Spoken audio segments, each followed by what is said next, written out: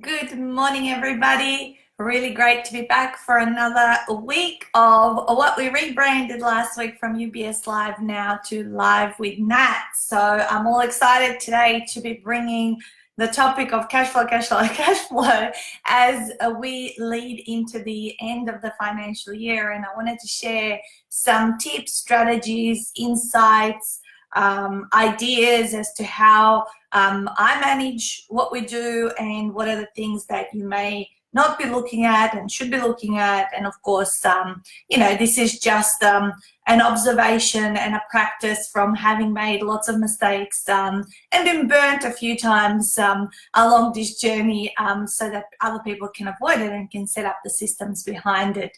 Of course, now this morning, as I normally do, I will actually share this live into a couple of the groups that I have. So if you're not part of those, you're welcome to join them. But I share it across the Ultimate Business Support Group. Good morning, Lydia. Great to see you on the call. All right, let's share this across to that group, and we'll start on 9 o'clock on the dot. So give me a moment, and as I normally do, I do this first thing as we get back on, and then we're going to talk about our topic that I have selected today. All right, one group done. Now into all three. Hey, Amy, Pippa, Aiden, Renee, everybody. Hope you guys had an amazing Mother's Day. I have to say I certainly did. Kids were very inventive and thoughtful around the presents that they got me, and we have to do it all over again because it's my birthday in like 10 days time. Yeah, on the 24th. And I said, okay. I go, in 10 days time we do this all over again. So that's how Mother's Day and my birthday usually happens at our home. And for the first time in so many years, I'm actually going to be home for my birthday, not somewhere overseas like I have probably for the last 5 or 10 years. So that'll be nice. So I'm taking the full day off, and I'm going to plan all these activities just to do for myself, which is exciting. Today also, after the call today, we're picking up our new 7-seater car. We've had to upgrade with Mum being a lot more around the family and needing that extra 6th person to fit into our car rather than having to take 2 cars everywhere. So that's really exciting. Stuart's like, as soon as you finish your call, we're jumping in the car and we're going. So that's exciting. All right. So the reason I thought about talking about cash flow today is to share some insights, because every now and again, I get messages from here from people who say, Nat, how do you do this? Or how do you, what happens if someone cancels? Do you give them a refund, or what, how do I deal with this, right? And I'm going to talk a little bit about, what you do financially to look at your numbers and reports and all that kind of stuff. Of course, this is not financial advice. I'm not talking about investing or anything like that, but about more systems and awareness of numbers in your business and generating more cash flow. Good morning, Megan. Great to see you on the call as well. And then, of course, how you deal in situations where, people might not be paying, or they're cancelling, or they're moving dates if you're running events or whatever it is, and how you best take it. Bottom line to understand, guys, is that we are in business, and in order to stay in business, we need to have our cash flow healthy so that we can help more people. I know in some of our businesses, it is a very personal relationship that we develop. I know certainly in mine it is. We're helping people write a book. We're dealing with them one-on-one, we're sharing a retreat experience with them. So we're sharing kind of a lot of personal time, and there's a lot of emotions involved along this whole journey. But even, in those cases, you can remain professional, and you can maintain, your business standards and policies and all that kind of stuff. So it's really important to just make it utmost priority to look at all of this, at least if you're not doing it daily, weekly or monthly, daily or weekly, at least at a very minimum monthly. And that's what I do with Mum. We sit down and do the bookkeeping early of the following month. And then I revert back and look at all the reports in terms of what has gone out, what has come in, where is the GST situation, all that sort of stuff. I talked on a very quick live a couple of weeks ago, that right now is pre-tax planning time. So if you're not having an appointment with your accountant, you definitely should make that an annual occurrence, because it helps with forecasting in terms of what tax you're going to pay. It helps with ideas, and it brings awareness around where you're doing well, all your reports and how you have progressed over the years. So it's really important to have that appointment. Sometimes people wait till like July or August or even later to go into their accountant to do their tax. However, I haven't heard of many people who actually do the pre-tax planning appointment, which sets you up for what to expect. And I love going to those because they give me an overall picture of where we are from the previous, over the 9 months of that particular financial year. And then he gives me some tips and strategies on where to put money, what kind of stuff to bring forward, what kind of expenses. And this is the whole reason we purchased our next car before the end of the financial year, because of the GST and all these kind of things and depreciation that we could claim at the other end. Because when you do have a financially viable business, you will also, of course, be set for a lot of tax, a lot of GST, and all of those things that you need to plan for, and how can you best minimize them, or legally, right? So pre-tax planning is really, really important. Understanding your reports is also really important. One thing, when you do finish your bookkeeping and you've looked at your reports, the other next thing that I do is I look at all my outstanding debtors, because all of my outstanding debtors generally are paying me a payment plan anywhere from 12 months to 24 months. And I need to know that everyone is active within their direct deposit, direct debiting system, because in my system, for example, they can go inactive if they've had 2 failed debits. And because I don't want to be overwhelmed to be looking at this daily, I look at it once a month, and then I do my chase-ups on time. Don't leave things to escalate where months and months have gone by without you following someone up if they're on a payment plan with you and things like that. It's really important. And, my clients they're used to me sort of reaching out early in the following month if anything has changed, and say, hey, I'm just doing my bookkeeping. I see that this is what's happened. Can I just follow up and make some notes? I always make notes on the system. And I've got this awesome app on my phone. It's called... I love it. I've been using it so much. It's called Alarmed. It's like this little finger. Oh, hang on. If I can go into it. It is like, I don't know if you can see it. Yep, you can see it with a little finger. It reminds me of all of the to-dos that I need to do that are not on direct debit. If someone has said, look, I'm going to pay this at this particular date, I set that into my little alarm app, and it'll pop up and it'll remind me that perhaps I need to, hey, I'm here in Noosa. How awesome. It's freezing down here, but the house is up at 23 degrees. I've got 29 days to go till we go to Thailand for a month, so I'm really excited for that. So I use that particular app when random things are being told, I'm going to do this by this particular date, or maybe I have someone that I need to charge their credit card for a particular sum. I put them in and they pop up, whenever they need to be. So it's kind of, again, set and forget, and therefore things don't get delayed. All right, so other things that are super important that you have said, and I still to this day meet business owners who actually don't have proper agreements, because till now, and perhaps that is the case maybe because they haven't been burnt to this point, but they don't have agreements for their programs, and their programs could be into the thousands, and they kind of just, someone signs up and there's no actual agreement. And please, please, please go and invest the few $100s or whatever it's going to cost with a lawyer to draw you up an agreement in terms of what people can do, what they can't do, and to protect yourself from obviously cancellations, people stealing your intellectual property, people moving and changing what was originally agreed upon. It's really, really important that you have that in place, because then you know exactly what you to do when the unforeseen circumstances do arise.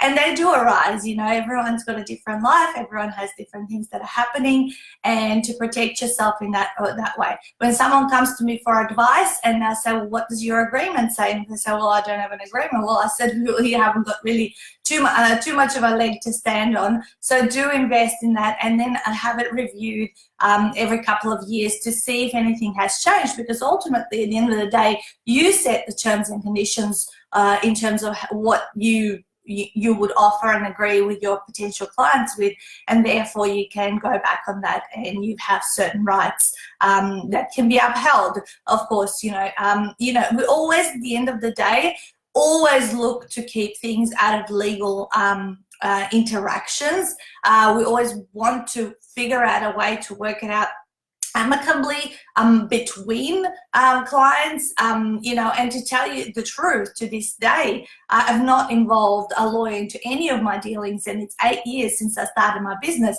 but I have certainly used my agreements over the period of this whole time to tap and respond back to people, when they've wanted to shift, and then revert them back to, and of course have a filing system for those agreements. If they're physical, put them somewhere safe. If you want to scan them into your phone, I do scan a lot of my agreements in there with the people's names there, where they sign them, and of course the electronic ones are also saved in my computer, and I can always pull that file back up and say, hey, here's what we agreed on, if it's been like a year or 2 years.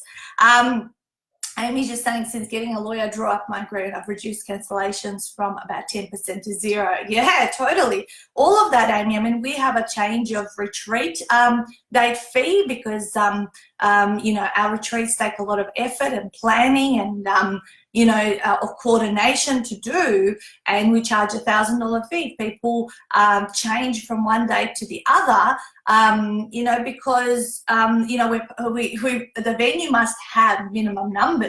So therefore we promise and we pay them the deposit for that particular number. And then, if that person is taking up someone else's spot at a future retreat, that's of course reducing again the extra person that could have attended, which at this stage of the game, I'm thinking, well, my retreats are now getting to fully booked numbers of 20, and I'm thinking, well, that's actually quite a serious disadvantage to the business if someone shifts and changes. And of course, we need to use our see what the situation is. Is there a way around it? Can we figure it out? Because a lot of the time, people can change their mind because of resistance that maybe has came up into their lives, especially if they're doing something with you that would be transformational on a personal level. So that's really, really important. Also, end of this financial year, what kind of an offer could you guys come up with?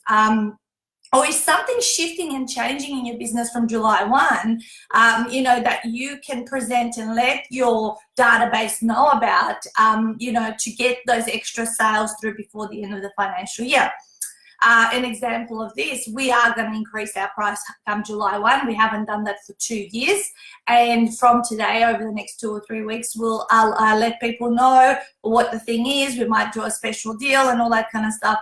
And we can potentially bring through, I know on price increases, a lot of people in the past have taken action to actually do something that they've just been sitting on the sidelines going, should I do it? Oh, no, now it's not the right time, and all that kind of stuff. So, what is, and you can bring out a particular special. It doesn't have to be, your price isn't increasing, but generally that's what normally happens in business, is that the financial year or the start of the actual calendar year. So is there something that you can, let people know that might be changing or shifting, and that they can take that chance to grab it off you before the end of the financial year? So also look at what kind of expenses that you might be incurring really early into the start of the next financial year, and can you bring them forward into June, which is what we're going to do with our venue hire for our retreat that we're going to in early August.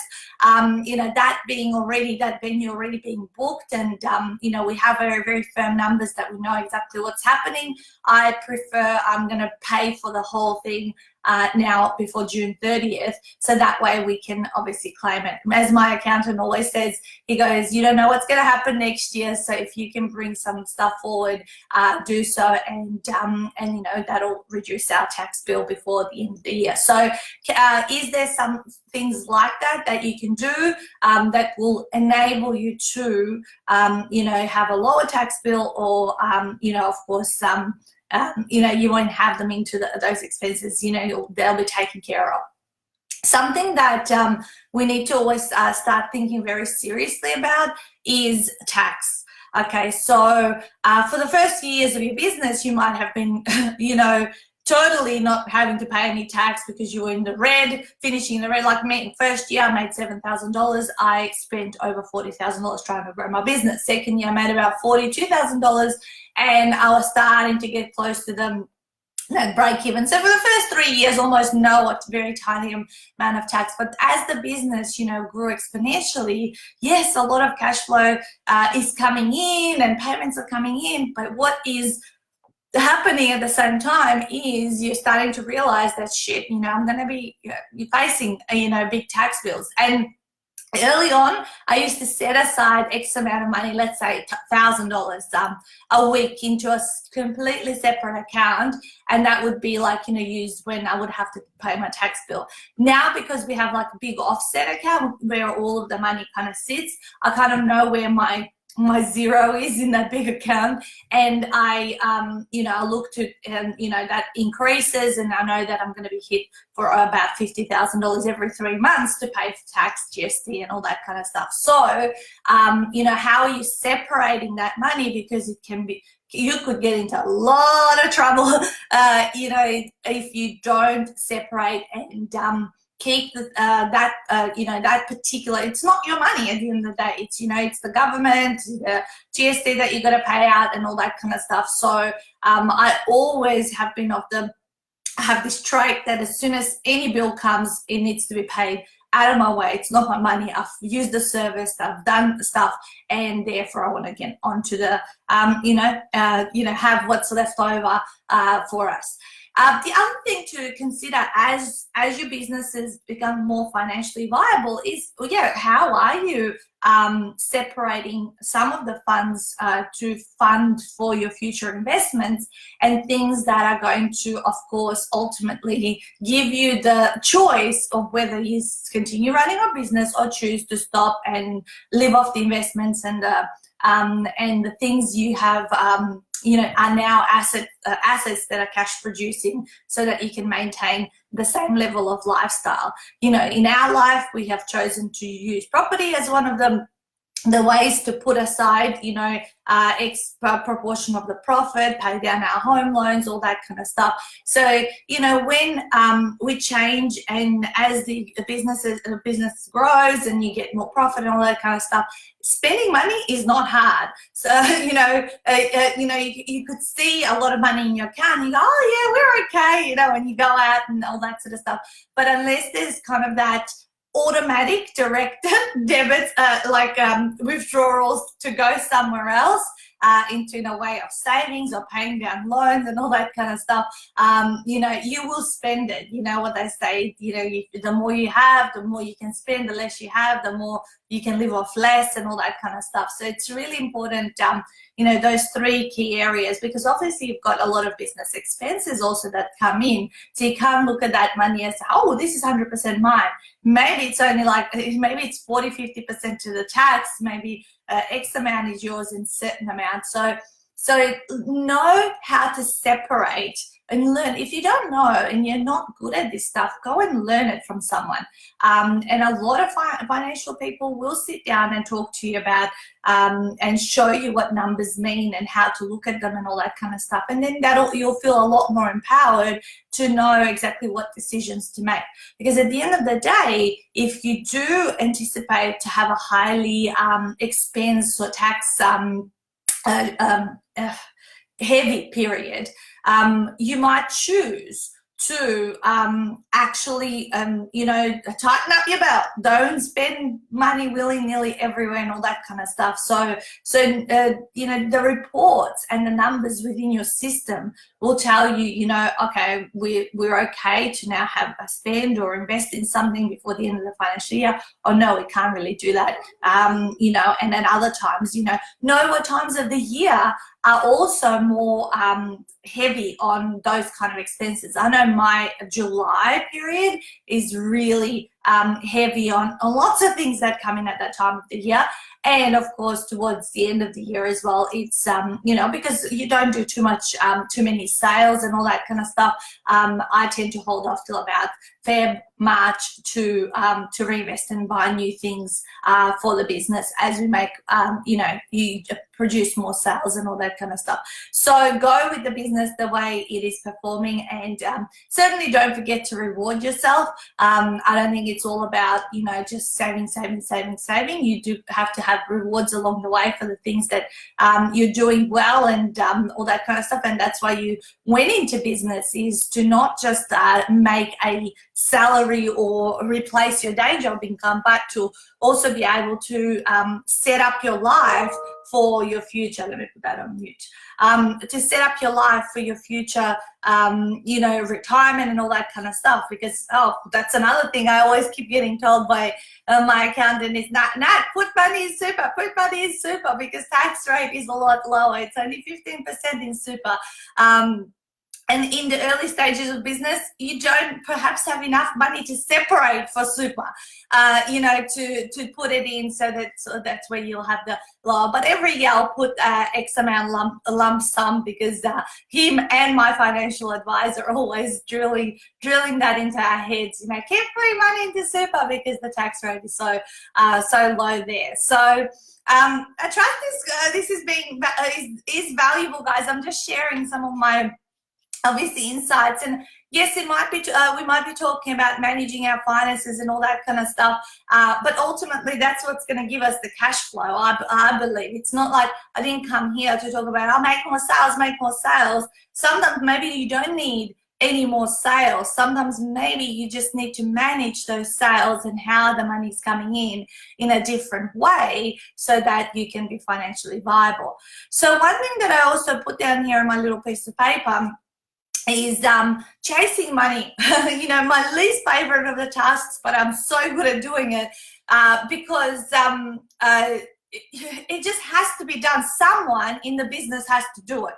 And I know one of my friends created a virtual person because they hated it so much. He created a virtual person that would be chasing money on behalf of the company. That person didn't exist, but it was their accounts person. Let's say he gave it a name of Suzanne or someone like that, and she would virtually chase up people because he didn't want to be in the front of you know, being the person who's doing it. For me personally, I do it myself. You know, I'm always friendly about it. I'm always looking for a way to work out what's going to work best. You know, and but keep being persistent. Last year, when I got home from America, late June, I sat down and I really, you know, kind of put my foot down, and I redid my agreement because I got burnt a lot of times in the first 6 months last year.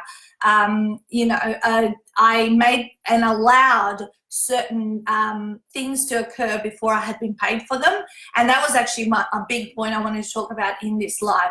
Please don't give away your intellectual property or let people come into your program, your training and things like that without having paid their fees for it. Okay, so I allowed about 4 or 5 people at the you know, in the first 6 months of last year and the end of the previous year to come into my program without having paid their minimum amount of fees that would save and just cover my intellectual property. Of course, I've got people paying me off over X amount of period, but for example, in my business, just to give you an idea, is like $8,000 is the requirement that you need to be at before you come to your retreat experience, and then you obviously have the rest of the remaining payments and all that. And so I didn't do that for 5 or 6 people in those 6 months. Unfortunately, I learned my lesson, because every single one of those 5 or 6 people came back to bite me on the ass because I didn't get my money. I didn't certain things happen in people's lives. And even though, again, I say this is a personal relationship, especially with what we do, is it can get to, people, can come up and say, this is what's happened in my life. And you really have no leg to stand on. They can say anything, not that I wouldn't say that they wanted to hurt me or anything like that, but it was my own issue and my own response. I was at fault because I allowed it to happen, right? And I take full responsibility. But having learned that lesson, what I did is, of course, I redid my agreement, and then I put my foot down and I reclaimed over $40,000 of outstanding late debtors in that July period last year. And since then, the way everything is structured, so I'm talking about your financial system, how it is structured, what is your deposit, what's your minimum in terms of obviously people coming to do your thing, and of course standing your putting your foot down. And I said I will never ever let a person come to my retreat unless they have paid their minimum. And even if they've booked flights, and even if that I will not do that because of what happened. Basically, even though it was my responsibility, I was at fault, but I felt like I was ripped off, like people stole from me and walked away and didn't want to work out a way to meet somewhere in the middle. So that was the situation. We always learn from poor judgments and mistakes that we make. And that's cool, because now in a year, 12 months since that, since those moments of what had happened, now I'm that much smarter, that much wiser, that much more predictive and well prepared as well. Another thing that I changed, I used to allow people to pay my deposit and then pay a lump sum just before their retreat, which meant that not everyone was as great as managing at their cash flow. So as they got closer to retreat, this is where that problem occurred. Oh, all of a sudden I don't have the lump sum to pay, yet I'm coming to your program. And it's like, and then that's where I would have gone, oh, it's okay, I trust them, they'll pay after or whatever. And it wasn't the case. So now everyone is on installments month to month from the moment they sign up, so there's that regularity. And once you get into that flow, of course, everything works fine because everyone is well organized. So you got to figure out what works good for you, what will obviously be also viable and doable for your clients. How can you work that out? But please don't give away your stuff or go into a session or a meeting without having been paid your deposit. Like, for example, we will not do our 2-hour one-on-one session with clients unless they have paid their initial $2,000 deposit, because that's what I would charge for that particular session if it was a once-off, for example. Hey, Joanette, nice to see you as well. So, they're just the kind of insights and things that have been happening, that I've navigated through, but I'm always looking at income, expenses, cash flow.